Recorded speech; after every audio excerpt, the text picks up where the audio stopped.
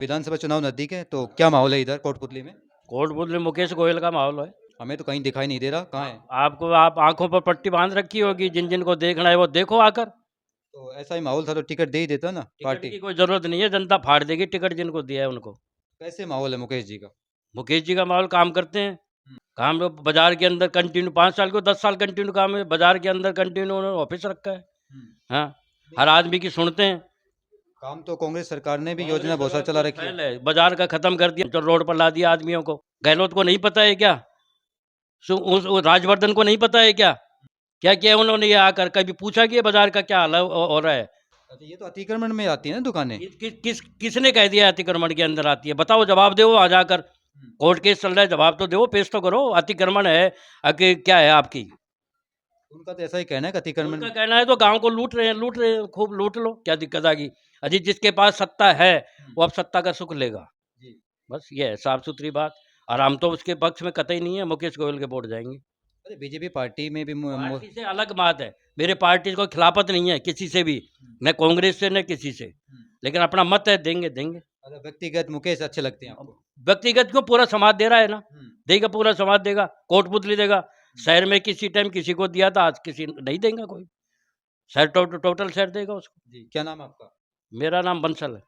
हाँ जी, नमस्ते साहब। नमस्कार साहब। अभी विधानसभा चुनाव नजदीक है बिल्कुल तो कोटपुतली में क्या माहौल है?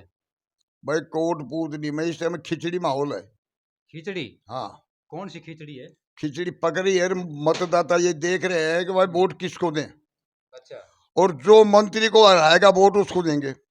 ऐसी नाराजगी क्यों मंत्री से? मंत्री ना तो किसी के गांव में मोहल्ले में किसी के कभी 5 साल में कभी आया ही नहीं वो। अच्छा। आकर न रामा श्यामा करी है, हम्म। न किसी को देखकर खुश होता है। बस खाली अपने अपने काम में लगा रहता है, दुनिया को झूठे विकास दिखाता है। इसलिए पूरी जनता 90% उसके खिलाफ है। वो ये देख रही है जिसको हराएगा और जच कर वोट उसको देंगे।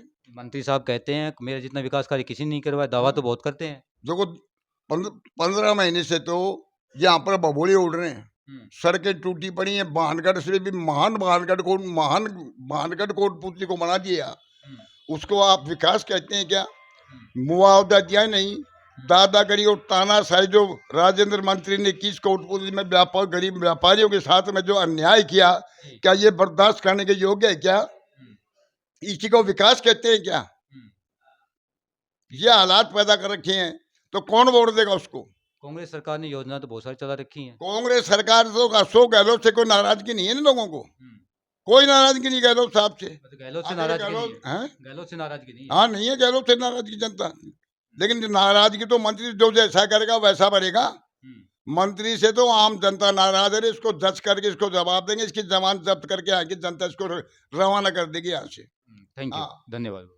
मैं आपको बताना चाहूँगा, लोगों में नाराज़गी इस बात के लिए बनी हुई है कि हमारी दुकानें तुड़वा दी गई हैं। ज़्यादातर लोग यही कहते हैं कि यही उनका दावा है कि हमारी दुकानें तुड़वा दी गई हैं। तो ये आपको तय करना है कि अतिक्रमण में दुकानें आती थी, तुड़वानी जायज़ थी या नहीं थी। कुछ लोगों का ये भी कहना है कि हमारे पास पट्टा था, पुरानी दुकानें हैं और फिर भी मंत्री साहब ने जानबूझकर तुड़वा दी गई हैं, और वो इसलिए तुड़वा दी गई हैं कि हम उसके वोटर नहीं हैं, हम बीजेपी के वोटर हैं। उनका ये कहना है। अब तय आपको करना है क्या सच्चाई है। नमस्कार, मैं विवेक मेहरा और आप देख रहे हैं विवेक मीडिया।